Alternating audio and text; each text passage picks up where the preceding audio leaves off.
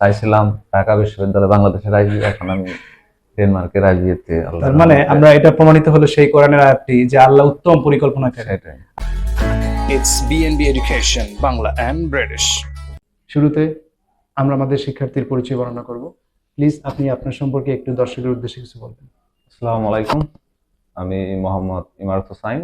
আমার home town হচ্ছে টাঙ্গাইলের মির্জাপুরে, এবং মির্জাপুর থেকে আমি আমার এসএসসি এবং এইচএসসি কমপ্লিট করেছি। এবং তারপর হচ্ছে আমি গণবিশ্ববিদ্যালয় সাভার থেকে কম্পিউটার সায়েন্সের উপর গ্রাজুয়েশন কমপ্লিট করি, এবং ডিটারমাইন করি যে আমার একটা মানে স্পেশাল কিছু দরকার লাইফে। সেই জন্য আমি আমার মনে স্থির করি যে আমি বিদেশে উচ্চশিক্ষার জন্য যাব। সেই ক্ষেত্রে আমি আইএলটিএস পরীক্ষা দেই এবং বিএনবি এডুকেশনের সাথে যোগাযোগ করি। পরবর্তীতে মাশাআল্লাহ আল্লাহর রহমতে এখন আমি সাকসেসফুল, আলহামদুলিল্লাহ। আপনার আইএলটিএস স্কোর কত ছিল? আমার স্কোর ছিল 7 7 পয়েন্ট দিয়ে আমরা একটু ব্যাক মানে স্টোরিতে চলে যেতে যাচ্ছি যে আপনি কবে আইএলটিএস পরীক্ষা দিয়েছিলেন? আমার আইএলটিএস পরীক্ষাটা দেওয়া হয়েছে 2023 ফেব্রুয়ারি। 2023 ফেব্রুয়ারি। শিক্ষার্থী বন্ধুরা এবং যারা দর্শক রয়েছেন, এখানে একটি গুরুত্বপূর্ণ একটি মানে সেন্টার পয়েন্ট যে আমাদের শিক্ষার্থী কিন্তু 23 ফেব্রুয়ারি ফেব্রুয়ারিতে 2023 সালের ফেব্রুয়ারিতে পরীক্ষা। 23-24 আজকে আমরা 25-এ পা দিয়েছি। তার মানে তার অলরেডি আইএলটিএস এর মেয়াদ শেষ হয়ে মানে কি বলবো দ্বার প্রান্তে পৌঁছানো। তার মানে 2 বছরের যে জার্নি, আমরা এখন এটাই বোঝার চেষ্টা করবো আমাদের শিক্ষার্থীর কেন লেট হলো। আপনি একটু এক্সপ্লেন করবেন যে আপনার জার্নিটা এত লেন্দি কেন, কি কি ঘটনা হয়েছিল আপনার সঙ্গে?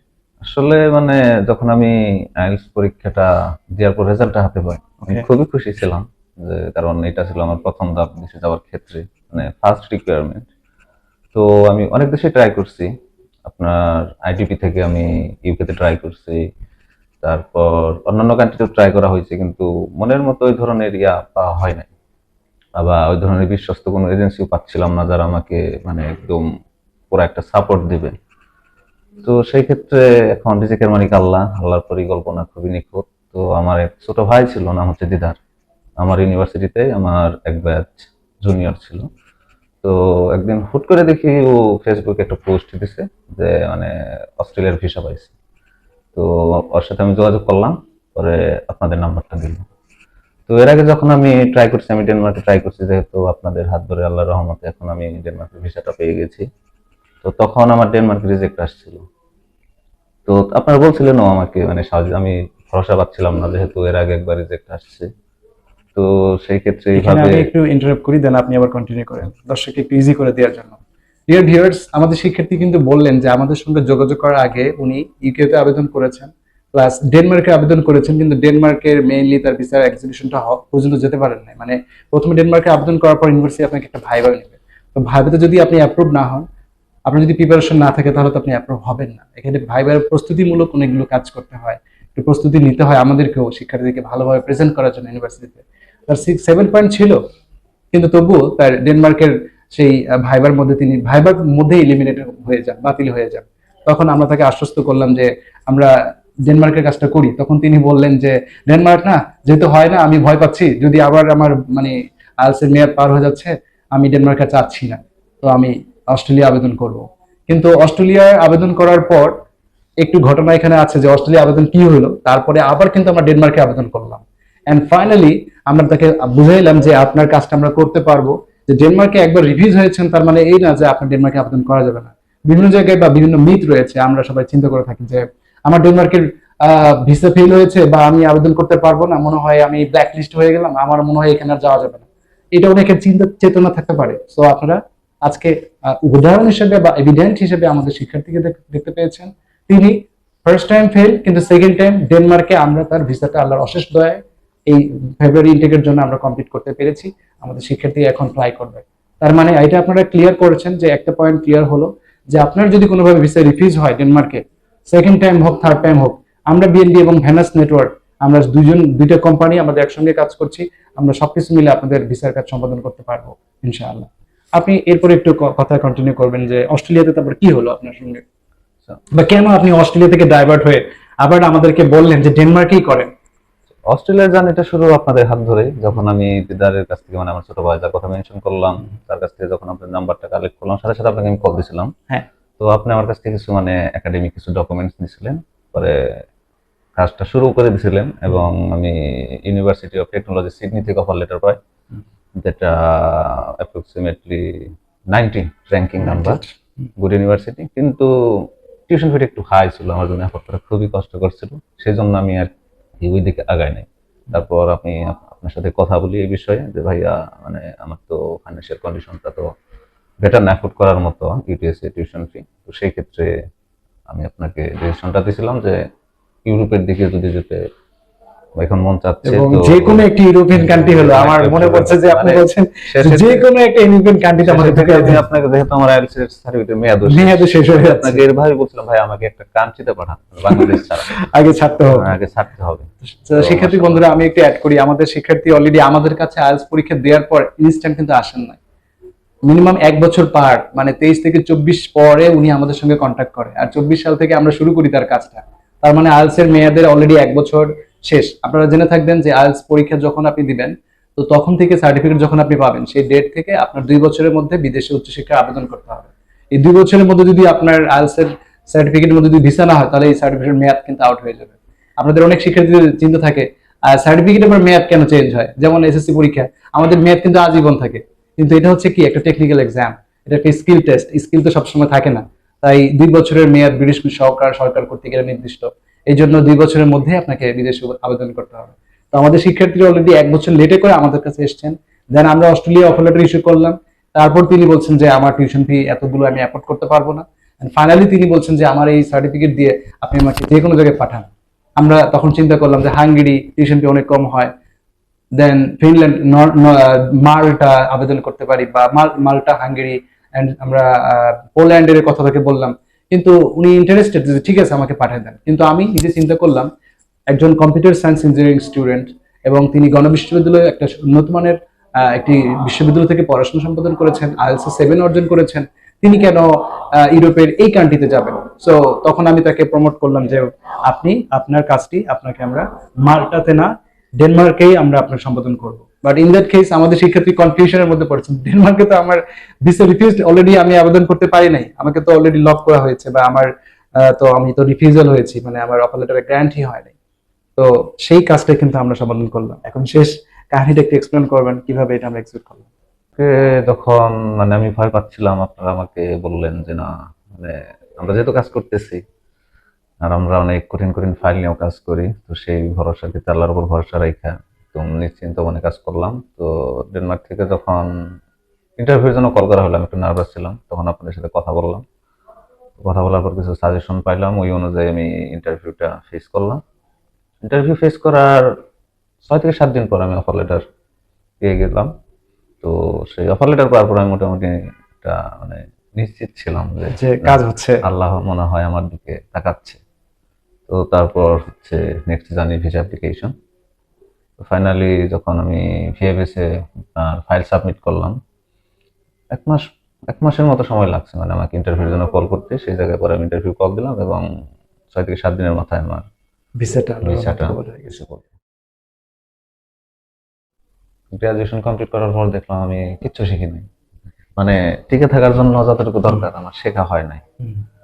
পরে এখন একটা টেনশন ঢুকে গেল ভিতরে যে কি করা যায়। কম্পিউটার সায়েন্স এটা পুরাটা স্কিলের উপর, সার্টিফিকেট ইস্যু না, মানে সার্টিফিকেট মেন ইয়ে না, আপনার হচ্ছে স্কিল কতটুকু আছে।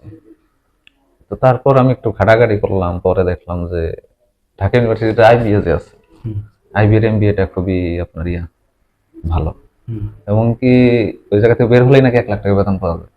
তো সেই লোকটা আমার ভিতরে ঢুকলো। এখন আমি ঘাটাঘাটি করলাম যে এই আইবিএ তে সবার জন্য আর কি মানে 2টা আছে, একটা এক্সিকিউটিভ যারা মানে ওই যে জব টপ করেন, আর হচ্ছে যারা ফ্রেশার তাদের জন্য হচ্ছে নর্মাল আইবিএটা। তো ঘাটাঘাটি করার পর আমার ভিতরে একটা লোভ ঢুকলো। তো ভাবলাম যে তাহলে আইবিএর জন্য প্রস্তুতি নেই। ওই ধরনের প্রস্তুতি না, মানে আমি তাহাজ্জুদ পড়ে নামাজ পড়ে দোয়া করছি, আল্লাহ আমার আইবিএতে চান্স পাওয়াই দাও, চান্স পাওয়াই দাও। যত যে বেতনটা দেখে আমার লোভ করছে। পরে ভালোই 2-1 দিন মানে আল্লাহর কাছে চাইলাম, তারপর কেমন জানি এটা গায়েব হয়ে গেল উদ্দেশ্যটা, মানে এমবিএ করার উদ্দেশ্যটা। তো ছেড়ে দিলাম। পরে আইএলটিএস এর প্রস্তুতি নেওয়া শুরু করলাম। করোনা গেল, অনেক সময় চলে গেল। তো আইএলটিএস দেওয়ার পর তো জানিটা শুনলেনি। এখন আমি তো এইটা আমার মাথায় ছিল না যে আল্লাহ আমার ওই দোয়াটা কবুল করে রাখছে যে আমাকে এমবিএ করাবে। সে আইবিএ তে সে আইবিএতেই এখন আপনারা চলে যাচ্ছে। এটা ডেনমার্কে হবে। ডেনমার্কে। এমনকি আপনারা যে আমার জন্য এমবিএ তে অ্যাপ্লিকেশন করছেন আমি তো এটা জানি না। আমি এটা জানিও না আপনারা। তাহলে আমি আপনার হচ্ছে কম্পিউটার সায়েন্স, আমি জানি আপনারা আমার জন্য সিরিয়া করছেন IT কারণ বা সবকিছু আপনাদের উপরে জি, দিয়েছি। আমি জি, বলি না আমার এই সাবজেক্টটা পছন্দ, আমার হ্যাঁ, আপনি বলেছেন যে ছেড়ে দিলাম, যে স্যার আপনি যা মন চাই করেন, আমার ব্যবস্থা করে দেন। আমি বলছি ঠিক আছে রিফাত, আমার আমার মতো করে কাজ করি। তো সেটা হচ্ছে পার্থক্য। আমি আল্লাহর কাছে প্ল্যান করছিলাম, মানে চাইছিলাম ঢাকা বিশ্ববিদ্যালয় বাংলাদেশের আইবি, এখন আমি ডেনমার্কের আইবিএতে। তার মানে আমরা এটা প্রমাণিত হলো সেই কোরআনের আয়াতটি যে আল্লাহ উত্তম পরিকল্পনা করে। সেটাই। আপনি যেমনটা ভাবতেছেন, আপনার কাছে মনে হচ্ছে যে এটা বেটার, এটা হলো না কেন আমরা হায় হতাশ করি। এখন আমি চিন্তা করছি, মানে এটা বললাম কিসের জন্য, এখন চিন্তা করছি হয়তো বা আগের গুলার মানে অগ্রসর হওয়া হয় না, এর কারণে হয়তো বা। আল্লাহ আপনার দোয়াটা কবুল করেছে, কিন্তু আল্লাহ আপনাকে একটু অন্যভাবে দিতে চায়। একটু ওই যে বলেছে না যে আমি উচিতই তোমাকে এমন কিছু দিব তুমি খুশি হয়ে যাবে, তার মানে অলরেডি যখন এটাই তার প্ল্যান ছিল। অফার লেটারটা পাইছি তখনই মনে করেন আমার মধ্যে একটা ইয়ে আসছে, কনফিডেন্স। আল্লাহ যখন এই পর্যন্ত নিয়ে আসছে আমার অবশ্যই MBA স্বপ্নটা পূরণ করছে। হুম। কারণ আমি জানতাম না, আমি জানতাম না যে আমি এমবিএ তে পড়তে যাচ্ছি। সত্যি আচ্ছা, কথা, আমি জানতাম না। পরে মানে একটু অবাক লাগলো আর কি, মানে চিন্তা করলাম যে মানে আল্লাহর উপর ভরসা করাই। অবশ্যই সবাইকে আল্লাহর উপর ভরসা করে থাকতে হবে সবসময়। আমরা মাঝে মাঝে কি হয়, এই কেরিয়ার প্ল্যাটফর্মে আমি দেখেছি আমার এই 12 বছর এক্সপিরিয়েন্সে, আমি শিক্ষার্থীদের সবসময় বলে থাকি যে আপনি সৃষ্টিকর্তার উপর ভরসা রাখুন। আপনাকে আল্লাহ বিএনবিতে এখানে নিয়ে আসছে, ভর্তি করে দিয়েছে, ভ্যানাস নেটওয়ার্ক ভিসা করছে, তার মানে হলো আল্লাহর একটা প্ল্যান আছে, আর আপনি এখানে আসছেন কোনো একটা উদ্দেশ্য আছে, না হলে আপনার ফ্রেন্ডরা এত আসে নাই। তাই আপনি একটু ধৈর্য ধরেন, এই ধৈর্য ধরেছেন আপনি, কিন্তু ফাইনালি আপনি রেজাল্টটা আজকে নিয়ে যাচ্ছেন। এই যে আপনি আজকে যাবেন ডেনমার্কে, একটি উন্নত লাইফ, কোন রকম প্রবলেম নেই, নিজের মতো করে লাইফটা গোছাবেন, সবকিছু নিয়মের মধ্যে আছে। এই দেশে কেন এত কঠিন? কারণ এখানে কোনো জিনিসটির নিয়ম ঠিক নেই, যার ফলে আপনি একটা কাজ করতে যান 5 মিনিটের কাজ, মানে কি বলবো, একটা উদাহরণ দিলে আমি আপনাকে বুঝাতে বলতে পারি। আমি মিরপুর অফিসের শুধু টেলিফোনের লাইনটা নেওয়ার জন্য আমি অফিসে গিয়েছি, 1.5 মাস ধরে তারা আমাকে ঘুরাচ্ছে, যদিও আমি বিল দিয়েছি, অনলাইনে লিখে আছে যে আপনি দিবেন 7 দিনের মধ্যে আমাদের অফিসের লোকজন যে আপনার নেটওয়ার্ক কানেকশন সব করে দিবে।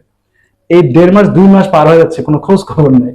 ফোন দিলে হ্যাঁ করে দিচ্ছি, তাহলে বলেন এই যে কিভাবে গতি বাড়বে? টাকা পাঠানোর ক্ষেত্রে তো আমি যখন আপনাদের অ্যাকাউন্টে, আপনার অ্যাকাউন্টে তো আমি জি, জি, 2-3 বার প্রথম, টাকা পাঠাইছি right. যে মালটার ব্যাপারে, হ্যাঁ, যে ব্যাংকে থেকে টাকা পাঠাইছি যে ভাই আবার আমার মানে যে টিকিটের টাকাটা, জি জি, সেই টিকিটের টাকাটা আমি 30,000 বিকাশে পাঠাইছিলাম। তো ব্যাংকে নিয়ে গেছি 95,000 পাঠাবো, কিন্তু তারা এখন পাঠাবে না।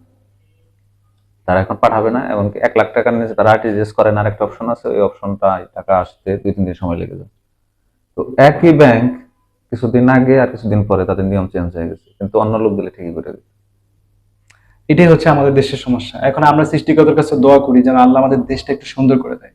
এই দেশের এই প্রবলেম গুলো, এত যুদ্ধ, এত নির্যাতন, তাও যদি আমরা এখন ভুক্তভোগী থাকি তাহলে আমরা আগাবো। পরে আপনাদের ওই সেই সার্ভিস চার্জের টাকাটাও পাঠাইতে পারি নাই, সেটাও নিয়ে আসতে হয়েছে। আবার এই যে ভাইয়া 65,000 টাকা, সেটাও নিয়ে আসতে হয়েছে আজকে। যাক, সবকিছু আল্লাহ কবুল করুক। আপনি অনেক কষ্ট করলেন এবং ফাইনালি আল্লাহ আজকে আপনাকে সফলতা দিয়েছে। আপনি আমাদের জন্য দোয়া করবেন, আমরা যেন আপনার অবশ্যই। মতো অনেক শিক্ষার্থী যারা এরকম কষ্টের মধ্যে আছে, অ্যাটলিস্ট আপনি আপনার ফাইলিং প্রসেসের মধ্যে আপনার কোনো মানে কোনো রকম কি বলবো বাংলা কথা প্যারা খেয়েছেন আমাদের না, কাছে, না। কোনো রকম ধাক্কা? না না না, সবকিছু গোছাই ছিল না যে আপনি শুধু আসবেন, বসবেন, এইভাবে কথা বলবেন বা জমা দিবেন, ফিঙ্গারপ্রিন্ট ওকে দেন আনা, আপনার কোনো রকম কোথাও যেতে হলো না বা কিছু করতে হলো না। কিন্তু বিভিন্ন এজেন্সিতে কি হয়, এটা নিয়ে আসো, এটা করেন, এটা করেন। তো আমি যদি সব করি তাহলে আপনি কি? কিন্তু আমরা কি করলাম, আমাদের মতো করে সবকিছু গোছাই আপনাকে শুধু বলছি ভাইয়া রিপ্লাই দেন, আপনি অন টাইমে আসেন, আপনি ইমেল ফলো করেন, এবার এভাবে না এভাবে আসেন, ভাইবার জন্য রেডি হন। আপনাকে প্রশ্ন দেওয়া হলো যে আপনি প্রস্তুতি নেন, এগুলো জিজ্ঞেস করা হবে, এভাবে জিজ্ঞেস করা হবে। একজন ব্যক্তিকে আবার অ্যাসাইন করা হয়েছিল, সে আপনাকে আবার ভাইবা নিয়েছিল। তার মানে কি, একটা কমপ্লিট টিম মিলে আমরা একজন স্টুডেন্টকে সাপোর্ট দিই, এতগুলো ব্যক্তি সবকিছু মিলে একটা সুন্দর একটা সার্ভিস দিয়ে আমাদের লক্ষ্য থাকে। ওইটা বলতে তো ভুলে গেছি, মন দিলাম, ভুলে গেছি। কোনো সমস্যা নেই, আমরা সবকিছু আমাদের এটা ভিতরের কথা থাকলো। তো কথা বলতে চাচ্ছিলাম, যদি সঠিক পথ যদি থাকে, একটি রাস্তা যদি সঠিক হয়, তাহলে ডেস্টিনেশন কিন্তু আমরা পৌঁছাতে ইজিলি পারি। আমাদের শিক্ষার্থী ঠিক এই ডেনমার্কে 2 বছর আগে আবেদন করেছিলেন, কিন্তু তার রাস্তার মধ্যে যে ডিরেকশনটা সঠিক ছিল না বলে তিনি কিন্তু স্টার্ট হয়ে গিয়েছিলেন। কিন্তু আমরা কি করলাম, তার পয়েন্টটাকে আইডেন্টিফাই করলাম, সমস্যার কোথায়। সমস্যা অনুযায়ী তাকে আমরা এমন ভাবে গাইড করেছি যে শেষ পর্যন্ত আল্লাহর অশেষ দয়ায় আমাদের শিক্ষার্থীদের কাঙ্ক্ষিত লক্ষ্যে পৌঁছাতে পেরেছে। BNB education and Venus network আমাদের দুটি অর্গানাইজেশন। বিএনবি এডুকেশন আমরা আইএলটিএস এর ট্রেনিং দিয়ে থাকি, এন্ড ভেনাস নেটওয়ার্কের মাধ্যমে আমরা স্টুডেন্টের স্টাডি অ্যাব্রোডের কেরিয়ারের স্বপ্নটি পূরণ করছি, যাতে করে আমাদের শিক্ষার্থী কোনোভাবেই কোনো রকম হ্যারাসমেন্ট বা প্রবলেম বা সমস্যার সম্মুখীন না হয় তার এই কেরিয়ার জার্নিতে। এটাই বিএনবি এবং ভেনাস নেটওয়ার্কের কাজ। এভাবেই বিএনবি কাজ করে যাচ্ছে। আপনারা যারা উচ্চশিক্ষা, আইএলস এবং বিদেশে লাইক ইংলিশ কেরিয়ার নিয়ে চিন্তিত, আপনারা অবশ্যই বিএনবির সঙ্গে যোগাযোগ করবেন। আপনাদের ফাইলগুলো নিয়ে আমাদের সঙ্গে কথা বলবেন। আমাদের কনসালটেন্ট আপনাকে সঠিক গাইড পথ দিবে ইনশাআল্লাহ। আপনারা অবশ্যই আমাদের শিক্ষার্থীর মতো আপনারা আপনাদের কাঙ্ক্ষিত লক্ষ্যে পৌঁছাতে পারবেন। সেই পর্যন্ত সবাই ভালো থাকবেন। আনটিল দেন, আল্লাহ হাফেজ।